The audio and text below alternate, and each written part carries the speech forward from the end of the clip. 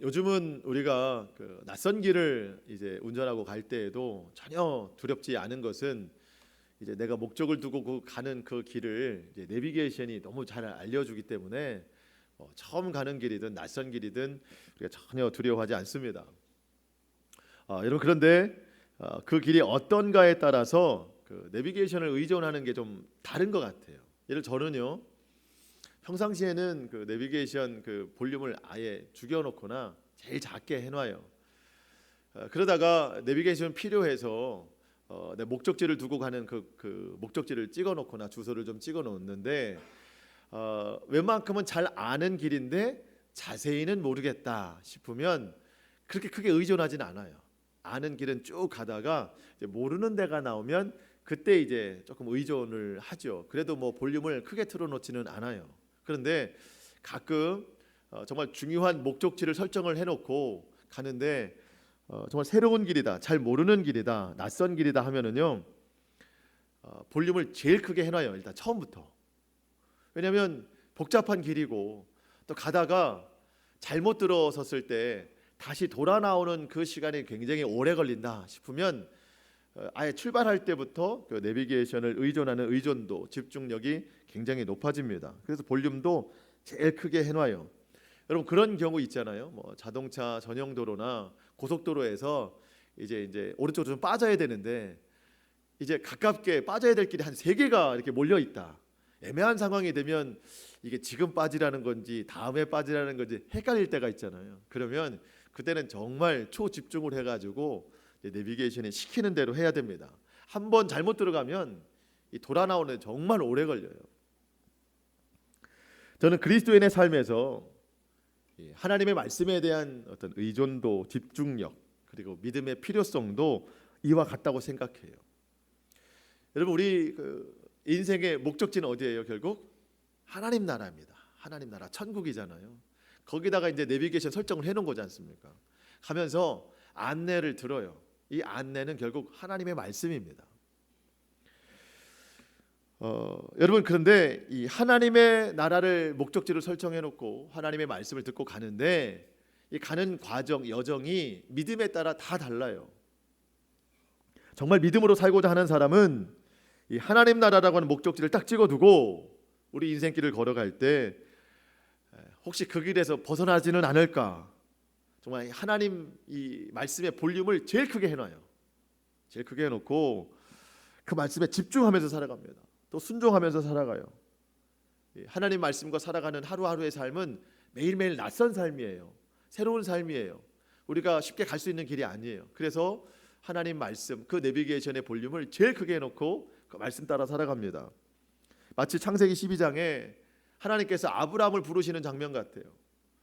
너는 너의 고향과 친척과 아버지의 집을 떠나 내가 내게 보여줄 땅으로 가라.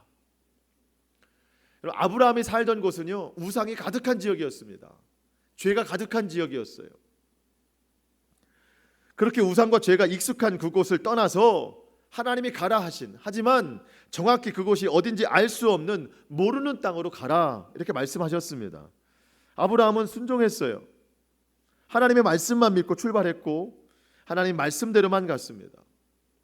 그 결과에 대해서 히브리서 11장 8절에 이렇게 이야기합니다. 믿음으로 아브라함은 부르심을 받았을 때에 순종하여 장래의 유업으로 받을 땅에 나아갈새 갈 바를 알지 못하고 나아갔으며. 하나님이 그냥 무작정 떠나라고 말씀하셨습니다. 내가 그냥 가는 과정 속에서 계속 말을 할 테니 너는 그냥 말만 듣고 가라. 어디로 갈지 뭐 다 알려주지는 않는다. 그냥 한 구간 한 구간 하나님 말씀만 듣고 가라. 아브라함이 순종했어요. 그 하나님 말씀의 내비게이션의 그 볼륨을 가장 크게 틀어놓고 그냥 그 말씀대로만 간 것이죠. 여러분 만약에 아브라함이 그 믿음의 길을 거부하고 그냥 그가 살던 그 땅에서 계속 살았다면 하나님의 말씀을 듣지 못했을 겁니다. 그러면 아브라함은 평생 죄와 우상이 가득한 그 땅에서 누구의 목소리를 듣고 살았을까요? 하나님이 말씀하셨잖아요. 너의 고향과 친척과 아버지의 집을 떠나라. 그리고 내가 말하는 대로 가라. 만약에 하나님 말씀 듣지 않고 죄와 우상이 가득한 그 땅에 살았다면 아브라함은 평생 고향 사람들 말만 들었을 거예요. 친척들 말만 들었을 거예요. 아버지 말만 들었을 거예요. 어떤 말을 들었을까요? 우상을 어떻게 하면 잘 섬길 수 있는가? 그 우상으로부터 어떻게 하면 복을 받을 수 있는가? 아마 그 말만 집중해서 잘 듣고 살았을 겁니다. 모두가 똑같이 행하는 우상과 죄의 그 익숙한 삶에서 벗어나지 못했을 겁니다. 여러분, 우리도 마찬가지예요. 여러분, 일주일 동안 살아오셨지만 월요일과 화요일 일상이 뭐 크게 다르든가요? 화요일과 일주일 내내 삶이 뭐 크게 다르든가요? 늘 같은 삶이에요. 반복입니다. 그러다 보니까 그 삶이 그냥 익숙해요. 여러분, 익숙한 길은요, 내가 알아서 가요. 그냥 내비게이션 의지하지 않아요. 우리가 삶이 그냥 익숙해지면 하나님 말씀을 듣지 않아요. 내 뜻대로 살아갑니다. 여러분, 그런데 믿음의 사람들은 하나님의 말씀을 들으려고 해요. 순종하려고 합니다. 내 삶은 자체가 평범하고 어제와 오늘이나 다를 게 없지만 날마다 새롭게 주시는 하나님의 말씀, 그 말씀을 순종하려고 하다 보니까 어제와는 다른 하루예요. 어제는 어제의 말씀에 순종을 했고 오늘은 오늘의 말씀에 순종을 하기 때문에 날마다 다른 길이에요. 낯선 길이에요. 그러니까 하나님의 말씀에 내비게이션의 볼륨을 날마다 크게 틀어놓고 가는 거예요. 여러분, 목적지가 분명한 사람은 그 가는 길에서 절대 벗어나려고 하지 않습니다. 잘못된 길에 접어들면 돌아 나와야 되는 큰 부담이 있기 때문에 정말 집중해요. 우리가 하나님 나라 목적을 두고 살아가요. 예배를 드리는 성도들의 삶에서 이것에 대한 중요성을 모르는 사람은 없어요. 그러면 그 목적을 두고 살아간다면 하나님의 말씀을 따라서 살아가야 됩니다. 믿음에서 벗어나면 안 돼요. 그럼 이스라엘 백성들이 애굽을 떠나서 가나안을 가는데 사실 여러분, 이 거리가 물론 멀기는 하지만 그냥 제대로만 갔으면 2년에서 2년 반 정도면 들어가는 거리예요. 근데 여러분, 이스라엘 백성들이 광야에서 배회한 그 기간이 40년입니다. 왜 그랬나요? 하나님의 말씀에 집중하지 않아서 곁길로 빠져서 그래요. 자꾸 제자들을 돌게 했습니다. 하나님이 하나님 말씀에 귀를 기울이지 않아서 그래요. 그러면서 점점점 멀어지는, 점점점 알 수도 없는 그 가나안보다는, 그곳에 소망을 두기보다는 떠나온 지 얼마 안 되는 그 애굽을 더 그리워하고 그것을 더 가까이 하면서 살아왔어요. 여러분, 우리가 하나님 나라를 소망하면서 살아가는데 하나님의 말씀이 없으면 그 나라를 소망하기보다 이 세상을 더 가까이 하고 이 세상을 더 그리워한다는 거예요.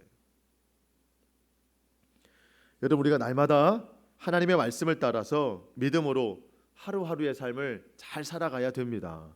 그래야 우리가 박해를 받을 수 있어요. 그래야 고난을 받을 수 있어요. 이거 갑자기 무슨 소리냐?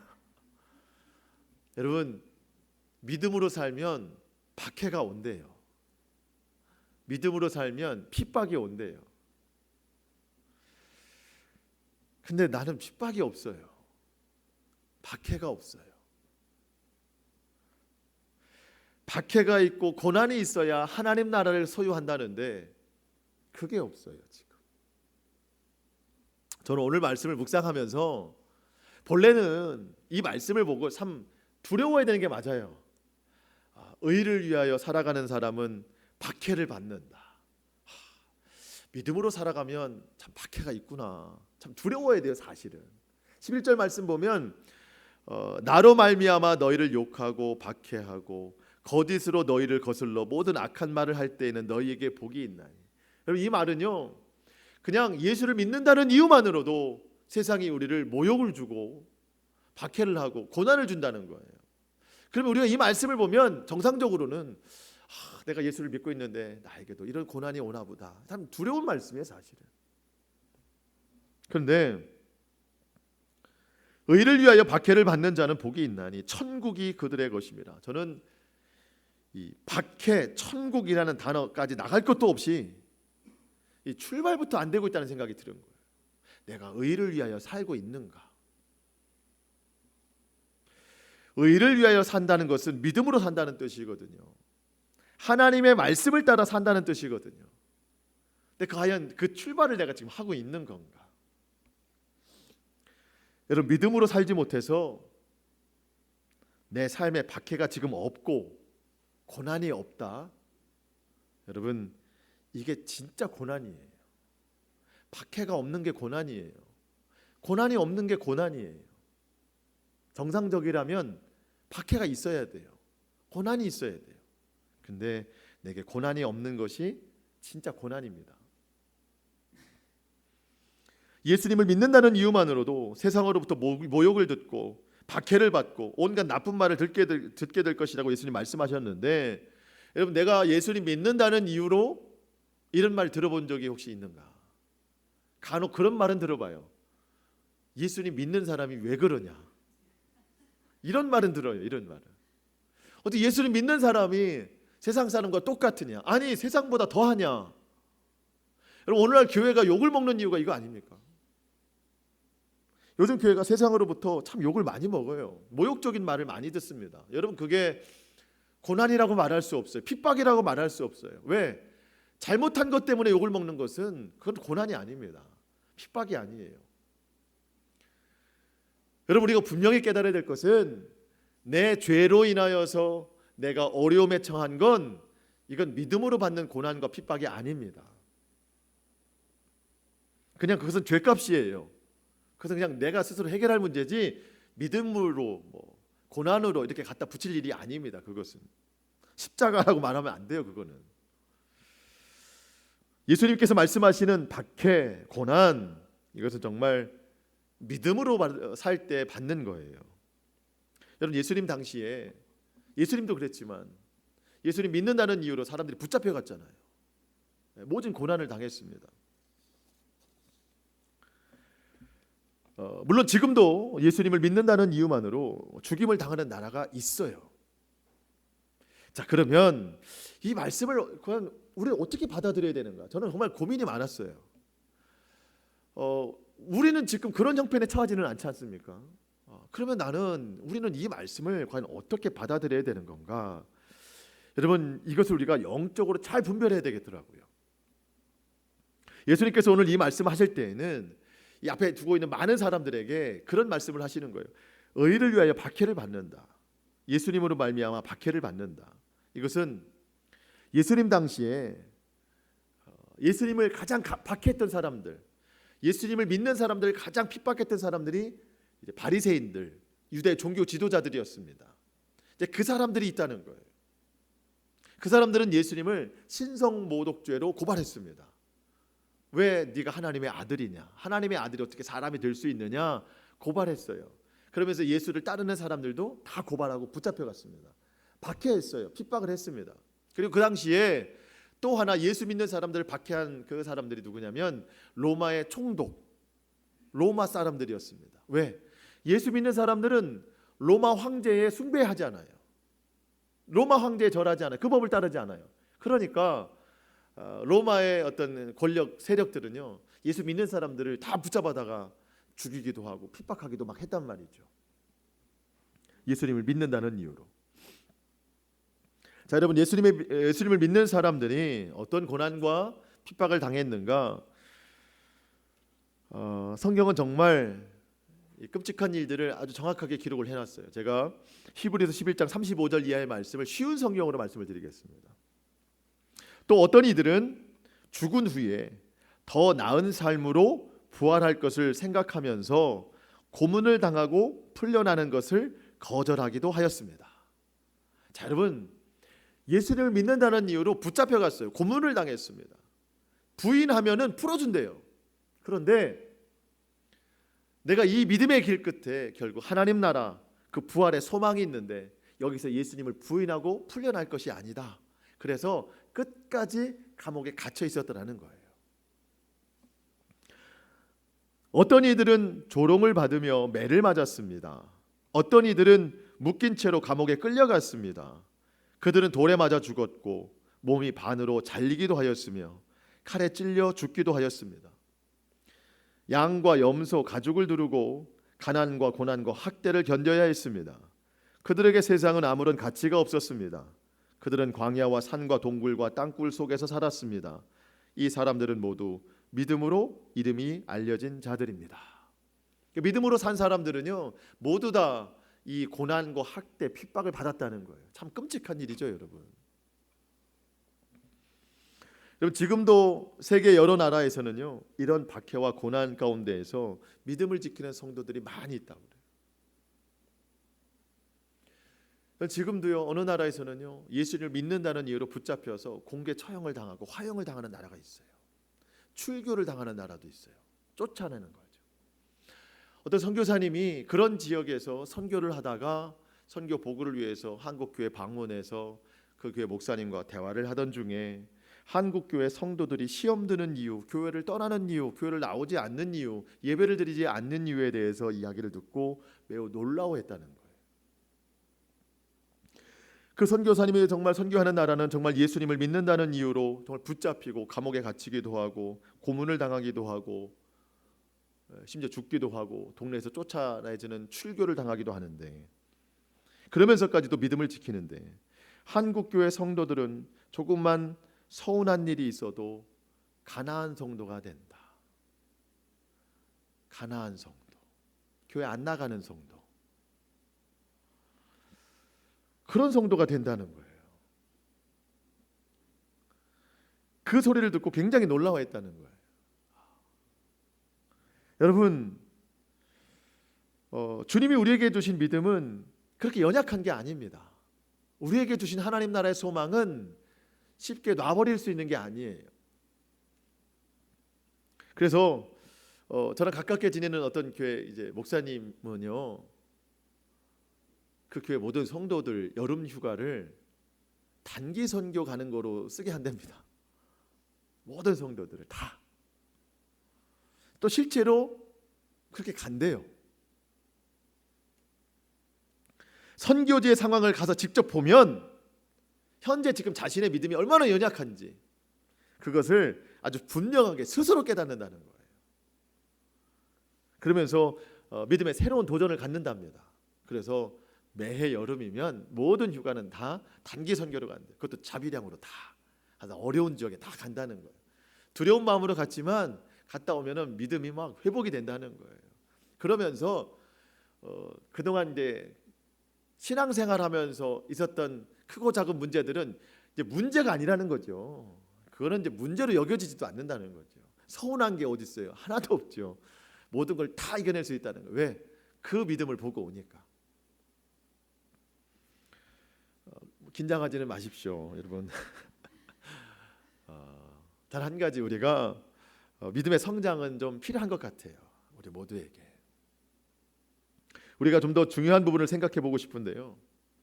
그러면 현재 우리는 이런 고난과 핍박과는 사실은 좀 거리가 있어 보이는데 우리가 믿음으로 살 때 그럼 이런 것은 없는 건가? 이런 정도의 고난과 핍박은 없는 것인가 하는 것을 좀 생각해 보고 싶은데 여러분, 자, 고난과 핍박, 믿음으로 사는 사람들에게, 예수의 사람들에게 이 핍박을 주는 것은 표면적으로 드러나는 것이 누가 핍박을 하냐면 사람이 핍박을 해요.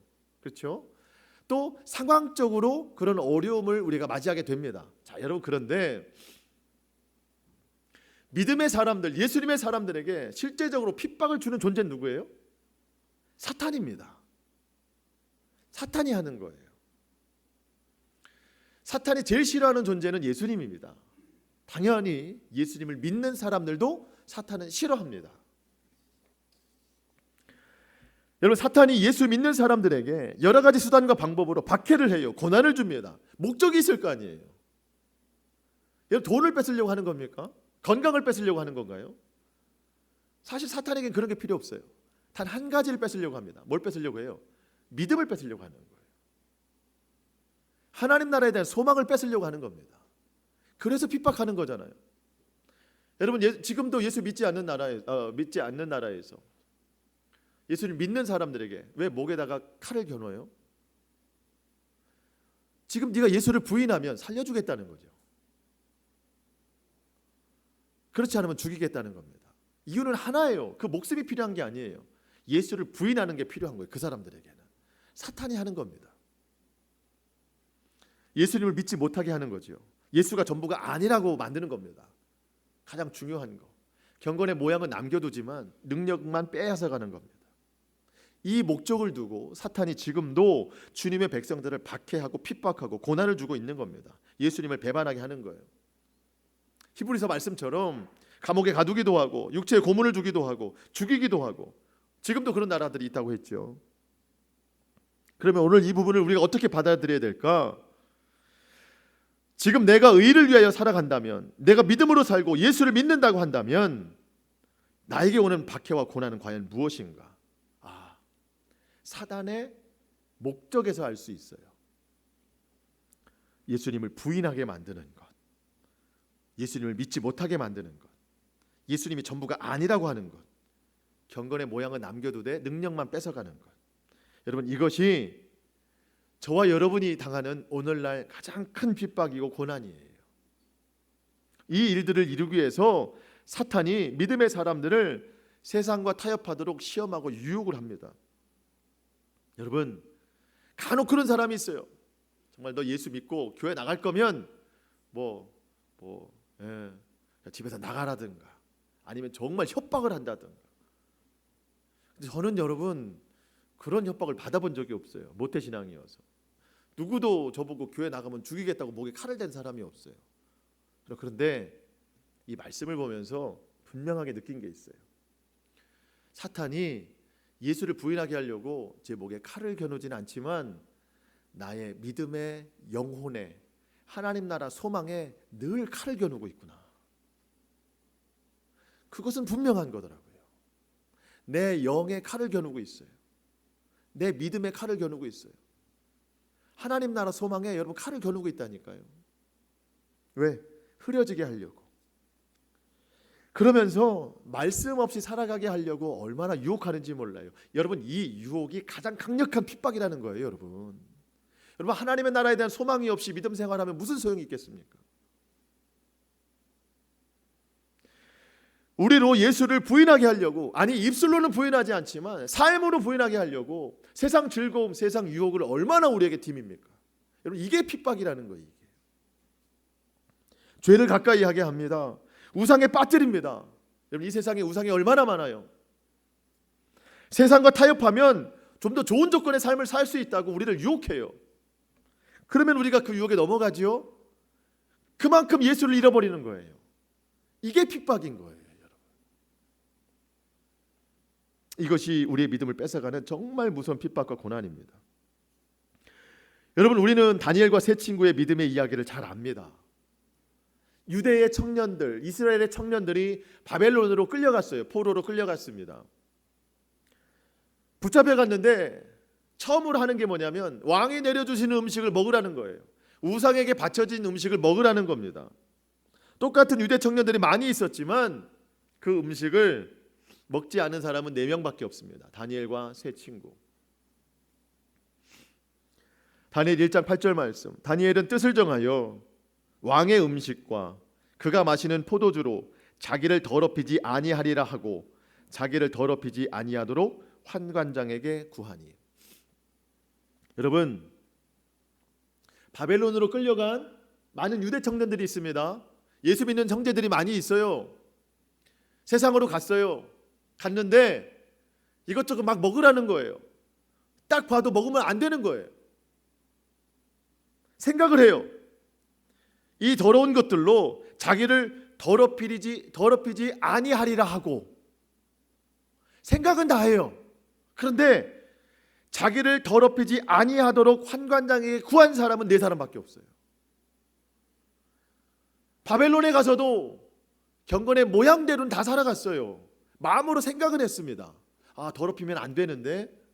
그런데 그 마음이, 그 생각이 행동으로 경건의 능력까지 나온 사람은 4사람밖에 없어요. 다니엘의 세 친구가 여러분 뜨거운 불구덩이 풀무불에 들어간 거 아시죠? 우리가 잘 알아야 될 것은 우리는요 믿음을 지켰더니 풀무불이라는 핍박을 받았더라.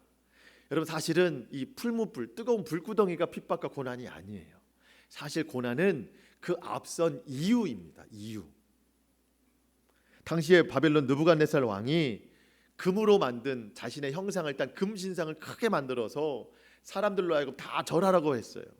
제막식, 이것을 이제 딱 풀어놓는 그날, 낙성식이라고 하는데, 그날 정말 이 바벨론의 모든 사람들이 다 모였어요.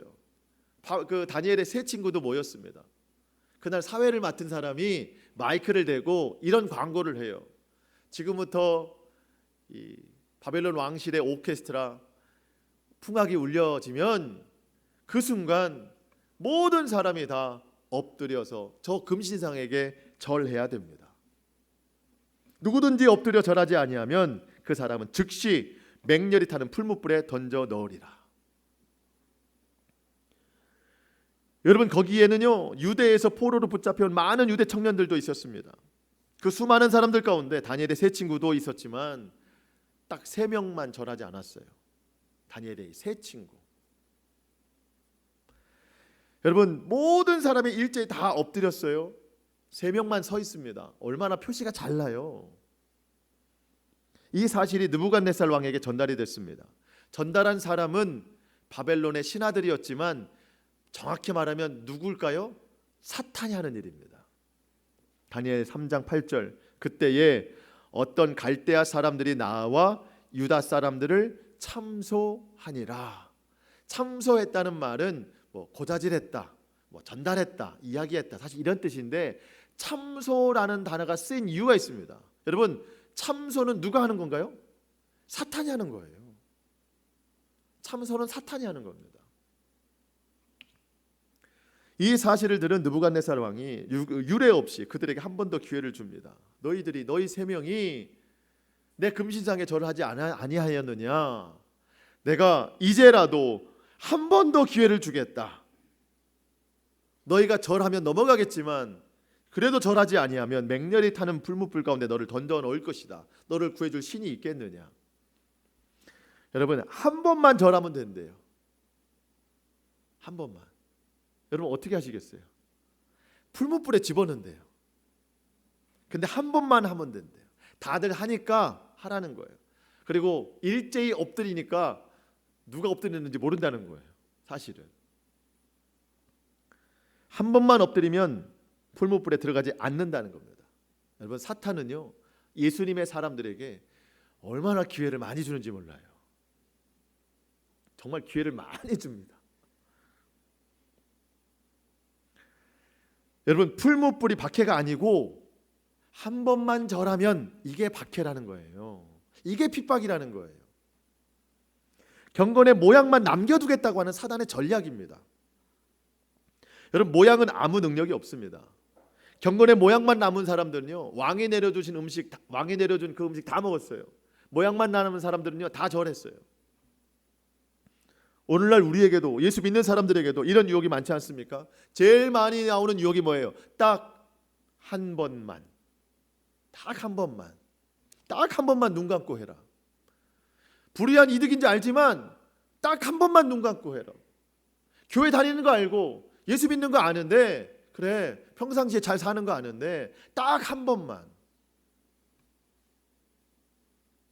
사회생활 하려면 융통성이 있어야 된다고. 융통성 없으면은 친구도 다 잃어버리고 사람도 다 잃어버리고, 그렇게 융통성 없이 했다가 언제 돈을 벌고, 물질적 손해 보는 거는 뭐 당연한 거고, 삶의 재미도 하나도 없고, 그렇게 살아서 어떻게 하겠느냐. 예를 들어서 여러분, 회사 회식 자리에서 술을 권합니다. 우리는 다 알잖아요. 내가 예수 믿는 사람들이는 거 다 아시잖아요. 여러분 주변의 사람들이. 그러면서도 권해요. 심지어는 제가 시골에서 목회를 하는데요, 마을 무슨 잔치가 있든가 뭐 행사가 있어가고, 그래서 저는 이제 마을 사람이니까 나갔는데, 목사님도 한잔 하시죠, 이렇게 하면서 저한테도 술을 권하더라고, 이장님이. 그 저는 안 마시죠. 마시면 안 되잖아요. 계속 권하지만 그러면 안 되는 거잖아요. 여러분, 목사님이니까 마시면 안 되죠, 이거는 아니죠. 다 마찬가지예요. 예수님이 저만 피로 구원하셨나요? 다 구원하셨어요. 여러분, 회식 자리에서 우리가 예수 믿는 사람이니까 다 알아요.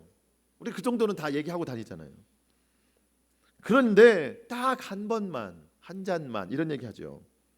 그럼 우리는 믿음으로 굳고 그 잔을 거부합니다. 내가 받는 잔은 오직 성만찬의 잔뿐이요, 술잔은 내가 받지 않겠다. 네, 다 거부하죠. 여러분 그렇게 하시잖아요. 다 거부합니다. 끝까지 거부해요. 근데 끝까지 한 잔만 합니다. 끝까지 거부하죠. 그러면은요, 거기서 끝나는 게 아니에요. 어떤 일이 발생이 되느냐면 사람들이 박수를 쳐요. 정말 대단한 믿음이다. 정말 예수 믿으려면 저렇게 믿어야 된다. 정말 대단하다. 당신 믿음 인정한다. 인정을 해요. 박수를 쳐주고. 그러면서 어떤 얘기를 하냐면 당신의 믿음은 인정을 합니다. 당신의 믿음은 인정하지만 당신은 결코 술 안 마시는 사람으로 인정됐습니다. 하지만 우리가 권하기 때문에 어쩔 수 없이 마셔라 그러면 이건 믿음으로 하는 게 아니다. 이 분위기를 위해서 어쩔 수 없이 한 잔만 해라. 당신의 믿음을 우리가 충분히 인정합니다. 당신처럼 예수 믿어야 됩니다. 하지만 이 분위기를 위해서 그냥 사람들이 권하고 어쩔 수 없이 한 잔만 하십시오. 그런 권함이 맨 마지막에 들어오죠. 그때는요, 생각을 하는 거예요. 어느 정도는 내 믿음이 인정받았어요. 인정받았어요. 사람들 내 믿음 인정하고 저렇게 예수 믿어야 된다고 말도 해주고 이 정도 됐으면 이제 믿음은 됐다고 생각하고 이 분위기, 이 회식 분위기 깰 수 없어서 정말 어쩔 수 없이 한 잔만 그때 마시죠. 그 자리가 분위기 좋게 마무리됐습니다. 근데 며칠 뒤에 들려오는 소리는 충격적이에요, 여러분. 그 사람도 똑같아. 그 사람도 똑같아. 여러분, 틈이 조금만 벌어지면은요, 그 틈은 금방 무너집니다. 어느 정도 소식까지 들려온 줄 아세요? 그 자리에서는요, 저렇게 예수 믿어야 돼 했는데 며칠 뒤에는요, 저렇게 믿을 거면 나 안 믿어. 이런 소리까지 나와요. 여러분, 억울한 일 같습니까? 절대 억울한 일이 아니에요. 여러분, 사람이 핍박 주는 게 아닙니다. 사탄이 하는 일이에요. 사탄이 얼마나 집요하게 파고드는지 몰라요. 참소한다니까요. 참소. 여러분, 사탄이 매일매일 연구하는 게 있어요. 그게 뭔지 아세요? 믿음의 사람들 쓰러뜨리는 거. 매일매일 연구해요. 새로운 신기술이 발달이 되고 있어요. 그런데 우리 사탄을 이겨내는 법 연구하나요? 우린 그런 연구 안 해요. 이겨도 뭐 연구해도 못 이기지만 사탄에 비하면은요, 우리는 아무것도 아니에요. 사탄 정말 집요하게 완벽한 순간까지 만들어 놓으면서 우리를 무너뜨리는 거예요. 참소시키는 겁니다. 결국 우리 믿음 뺏어가려고 얼마나 노력하는지 몰라요. 믿음 뺏어가면은요, 그게 핍박이에요. 박해라는 거죠. 예배도 마찬가지입니다. 예배, 주일 예배, 뭐 또 다른 예배, 말씀과 기도의 자리에 나오는 것, 교회 와서 예배드리고 말씀 듣는 것, 기도하는 것, 여러분 쉬운 일은 아닙니다.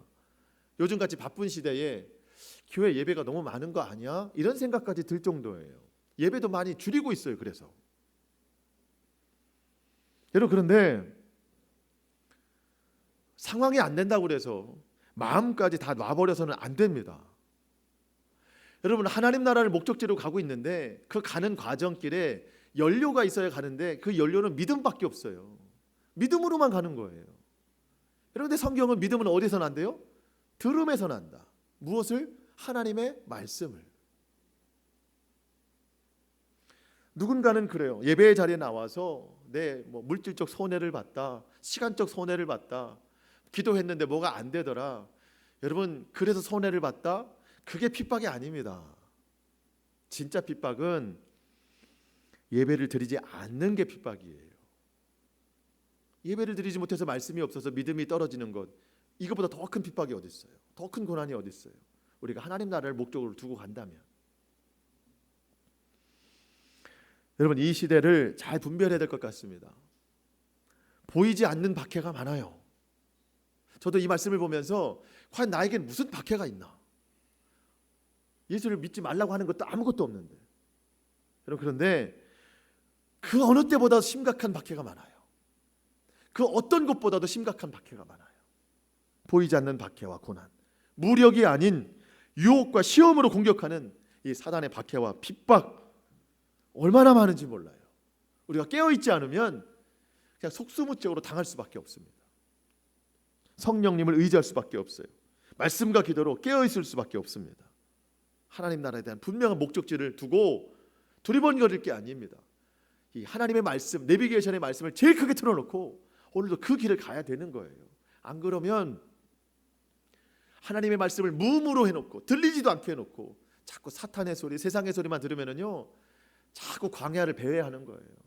갈 수가 없어요. 여러분, 이게 제일 큰 핍박입니다. 여러분, 진리는 오직 하나예요. 예수 그리스도. 경건의 모양이 있다고 해서 갈 수 있는 게 아닙니다. 모양은 다 달라요. 하지만 능력이 있어야 됩니다. 이 능력이 예수 그리스도예요. 어떤 학생이 수학 시험을 봤어요. 문제를 다 풀었습니다. 정답은 원래 7인데 다 풀다 보니까 6이 나왔어요. 짝꿍은 8이 나왔대요.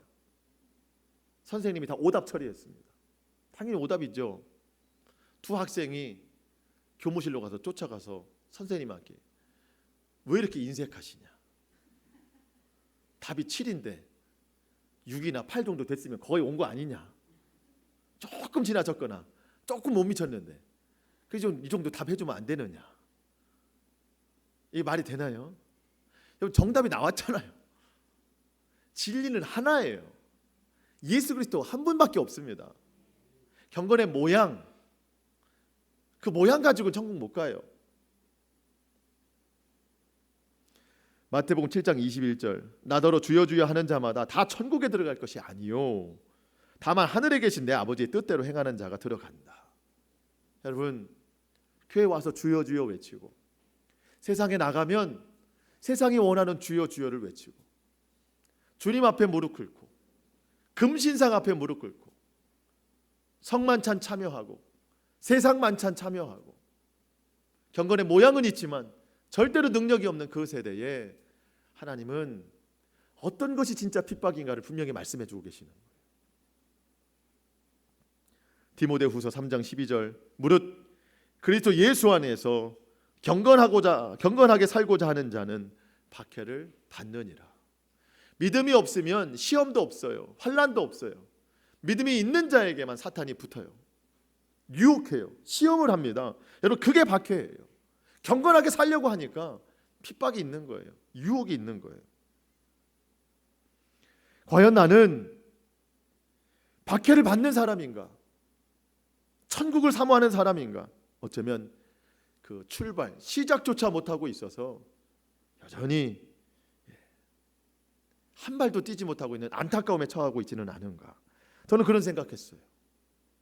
의를 위하여 이 시작이 되고 있는가? 예수님 믿는 삶이 어려움이 있다는데 그런 시작이 되고 있는가? 자, 여러분, 지금은 그 어느 때보다도 더욱 박해가 심한 시대라는 것을 우리가 영적으로 분별해야 됩니다. 사탄이 힘 안 들이고 그저 어느 때보다 어느 곳보다 가장 강력한 박해를 하고 있는 이때에 저와 여러분이 오직 말씀과 기도로 성령을 의지하면서 그 모든 시험과 유혹을 잘 이겨낼 수 있기를 축복합니다. 박해를 받는 자가 복이 있대요. 천국이 저들의 것이랍니다. 하늘 상급이 크다고 말씀하십니다. 여러분, 정말 하늘에서 그 상급이 얼마나 쌓여 있는지는 잘 모르겠어요. 하나님 나라도 이제 큰 평수가 있고 작은 평수가 있는지 잘 모르겠어요. 하지만 여러분, 하나님 나라의 상이 크다. 이것은요, 이미 우리가 믿음으로 살아가는 그 삶 가운데 고난과 박해를 받는다. 그러면 이미 나는 하나님 나라를 들어가는 사람이라고 하는 그 상을 이미 받았다는 거예요. 내가 오늘도 하나님의 말씀을 따라 살아간다고 하는 것이 그 목적지가 분명하다면 이미 천국은 내 것이 된 겁니다. 그게 정말 상이죠. 자, 여러분, 사단이 우리 몸에 손을 대지 않고 우리의 영에, 믿음에 오늘도 손을 대려고 하고 있어요. 하나님 나라 소망에 손을 대려고 하고 있어요. 그럴듯한 시험과 유혹으로 우리를 박해할 때 저와 여러분이 말씀과 기도로 잘 이겨낼 수 있기를 축복합니다. 그래서 어쩌면 지금은 경건의 모양만 남아있을지 모르겠지만 경건의 모양이 아니라 경건의 능력까지 갖춘 그리스도의 강력한 군사로 주님을 위해 살아가는 저와 여러분의 삶이 될 수 있기를 주님의 이름으로 축원합니다. 아멘. 기도하겠습니다.